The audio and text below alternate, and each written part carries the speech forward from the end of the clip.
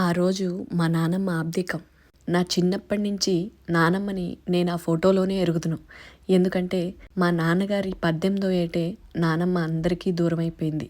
అప్పటినుంచి అమ్మనే వరాన్ని ఇచ్చినట్టే ఇచ్చి లాగేసుకున్నావేంటయ్యా దయలేని దేవుడా అని దండం పెట్టుకున్నప్పుడల్లా ఐఎమ్ సారీ అని సమాధానం చెప్పలేక, డోంట్ వరీ అని సర్దిపుచ్చలేక కొన్నేళ్లకి ఆ అమ్మనే నా రూపంలో అమ్మాయిగా పంపించి వరమిచ్చాడని నాన్నగారు ఎప్పుడూ అంటుంటారు. అలా అమ్మాయి వచ్చిన అమ్మాయిని అంతకంటే అపురూపంగా పెంచి పెద్ద చేసి ఆనందాలన్నీ పంచుకున్నాక ఓ అయ్య చేతిలో పెట్టి అత్తారింటికి పంపేశాక అమ్మ ప్రేమ అంతవరకేనా అనే మాట రానివ్వకుండా తిరిగి అదే అమ్మాయి కడుపున నాన్నగారు పుట్టినరోజు నాడే అపరంజి బొమ్మ లాంటి మనవరాలి రూపంలో అమ్మ ప్రేమని ఆ జన్మాంతం ఆస్వాదించమని ఆ తాతకి అరుదైన వరం ఇచ్చాడా అనిపిస్తుంది.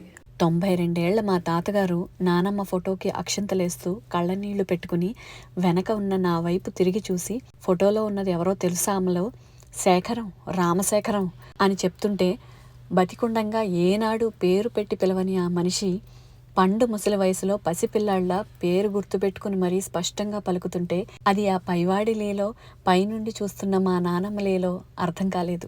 ఏది ఏమైనా అందరు రాతలు రాసే ఆ పైవాడికి నేర్పించే గురువెవరూ లేకో ఏమో రాసేటప్పుడు కామాలు ఫుల్ స్టాప్లు ఎప్పుడు ఎక్కడ ఎవరికి పెట్టాలో తెలియక కన్ఫ్యూజ్ అవుతుంటారేమో అనిపిస్తుంది. ఎందుకంటే ఆ ఫుల్ స్టాప్తో ఆ ఒక్క జీవితమే కాదు, దాంతో ముడిపడి ఉన్న మరెన్నో బతుకులు స్తంభించిపోతున్నాయని ఆ పైవాడికి ఎప్పుడు అర్థమవుతుందో అని అనుకోవడం తప్ప చేసేదేముంది చెప్పండి. ఎవరు తాతమ్మ? తాతమ్మ పేరేంటి? రామ నువ్వు చెప్పవి. రామశేఖరం